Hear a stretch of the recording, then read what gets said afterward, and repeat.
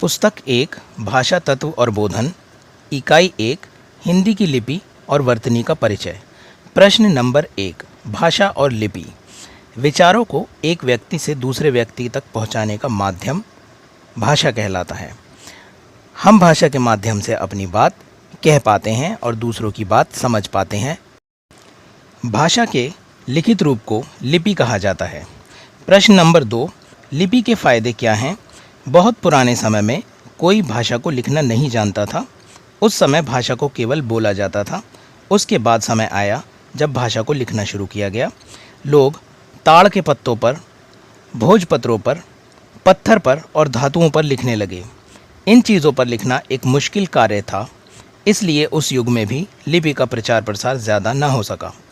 कागज़ के बन जाने के बाद लिपि के क्षेत्र में क्रांति आई। आज बड़े पैमाने पर कागज़ का प्रयोग करके लिपि को छापा और लिखा जाता है। लिपि के कई लाभ हैं जो इस प्रकार हैं। पहला, किसी भी विचार को लिखकर आने वाले समय के लिए सुरक्षित किया जा सकता है। कितने ही विद्वानों के विचार हम किताबों में पढ़ते हैं जो लिपि के कारण ही संभव हो पाया है। जब हम कोई बात बोलते हैं तो वे बोलने के बाद ख़त्म हो जाती है, लेकिन लिपि के द्वारा कही गई बात को सुरक्षित रखा जा सकता है। 2, लिपि के माध्यम से अपने विचार को छापकर हज़ारों लाखों लोगों तक पहुंचाया जा सकता है, जैसे समाचार पत्र में पत्र या किताबें। बोलकर ऐसा कर पाना संभव नहीं है। 3, लिपि के माध्यम से मौजूदा समय में किए गए कार्यों का लेखा जोखा या रिकॉर्ड आने वाले समय के लिए रखा जा सकता है। प्रश्न नंबर 3, वर्तनी के नियम क्या हैं? 1, हंसना, आँख, पूँछ, बूंद, दांत, ऊँट, दायां, लकड़ियाँ आदि शब्दों में जब अनुनासिकता को हम ऊपर मात्रा वाले शब्दों के साथ जोड़कर लिखते हैं तो उन्हें अनुस्वार के रूप में लिखते हैं। ये पहला नियम था। दूसरा नियम है, हिंदी की वे नई ध्वनियाँ जो रा वर्ग के डा और ढा से मिलने पर बनती हैं। डर को ढर और गढ़ को गढ़ लिख देने की गलती प्राय मिलती है। अनुस्वार वर्णमाला के पंचम अक्षर अड़ा, या, अणा, ना और माँ के लिए प्रयुक्त होते हैं, जबकि अनुनासिक नाक से निकलने वाली ध्वनि है। प्रश्न नंबर 4, हिंदी लिपि और वर्तनी के मानकीकरण को समझाइए। हम जानते हैं कि हिंदी भाषा की लिपि देवनागरी कहलाती है। देवनागरी लिपि के लेखन में लिपि चिन्हों की भिन्नता दिखाई देती है। भारत सरकार ने इस भिन्नता में एकता लाने की कोशिश की, जिसे हिंदी लिपि और वर्तनी का मानकीकरण कहा जाता है। केंद्रीय हिंदी निदेशालय ने 1983 और 2006 में देवनागरी लिपि तथा हिंदी वर्तनी के मानकीकरण पर एक पुस्तक भी प्रकाशित की थी। इस मानकीकरण के नियम इस प्रकार हैं। पहला, खड़ी पाई वाले व्यंजनों का संयुक्त रूप खड़ी पाई को हटाकर ही बनाया जाना चाहिए, जैसे ख्याति, विघ्न, प्यास। हिंदी के विभक्ति चिन्ह सभी प्रकार के संज्ञा शब्दों में प्रतिपादिक के से पृथक लिखे जाने चाहिए, जैसे स्त्री ने, स्त्री को, स्त्री से आदि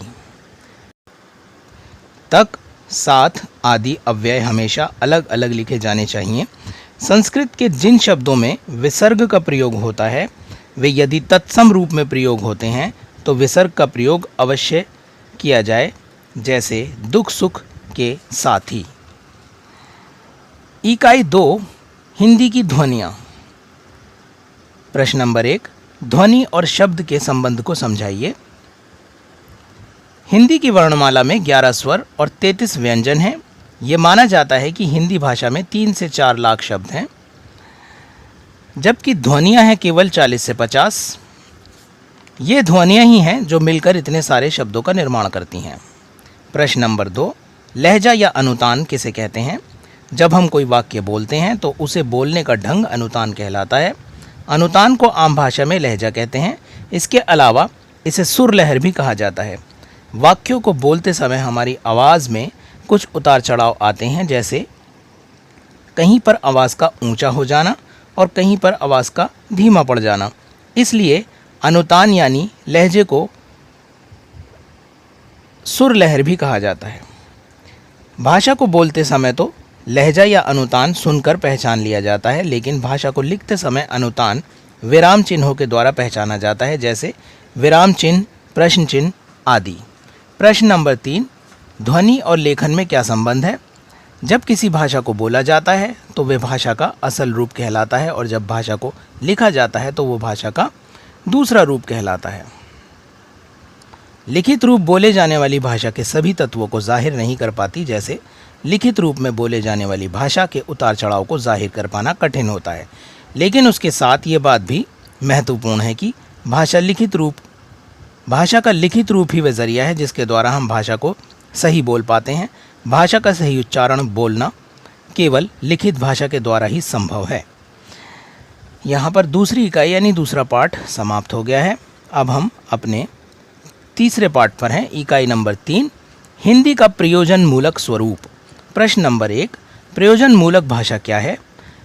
प्रयोजन शब्द का अर्थ है उद्देश्य या मकसद। वे भाषा जो किसी मकसद या लक्ष्य से संबंधित हो या किसी प्रयोजन के लिए इस्तेमाल की जाए उसे प्रयोजन मूलक भाषा कहा जाता है। अब सवाल यह है कि प्रयोजन क्या है? हम अपने जीवन में कई प्रकार के क्षेत्रों से जुड़े होते हैं। इन क्षेत्रों में हम अलग अलग व्यक्तियों के संपर्क में आते हैं, लेकिन अलग अलग क्षेत्रों से जुड़े लोगों से बात करते समय प्रयोग की जाने वाली भाषा अलग होती है। जैसे अपने माता पिता या भाई बहन से बात करते समय भाषा अलग होती है, जो आमतौर पर अनौपचारिक होती है, लेकिन जब हम डॉक्टर, अध्यापक या साथ काम करने वाले बैंक अधिकारी या राशन कार्ड बनवाते समय भाषा बोलते हैं तो वे भाषा बिल्कुल अलग होती है। इस प्रकार की भाषा औपचारिक भाषा कहलाती है। इस प्रकार हम ये कह सकते हैं कि अलग अलग स्थानों पर भाषा का प्रयोग अलग अलग मकसद से होता है। इसी मकसद या प्रयोजन के अनुसार बोले जाने वाली भाषा प्रयोजन मूलक भाषा कहलाती है। प्रश्न नंबर 2, प्रयुक्ति से आप क्या समझते हैं? प्रयुक्ति का अर्थ है प्रयुक्त यानी बार बार प्रयोग में आने वाली चीज़। हिंदी भाषा में भाषा का वह रूप जो बार बार प्रयोग हो प्रयुक्ति कहलाता है। हर क्षेत्र में प्रयोग की जाने वाली भाषा में कुछ अंतर पाया जाता है। इसी प्रकार हर कार्य क्षेत्र में भाषा के कुछ खास शब्द होते हैं जो केवल वहीं प्रयोग होते हैं और वे बार बार प्रयोग में लाए जाते हैं।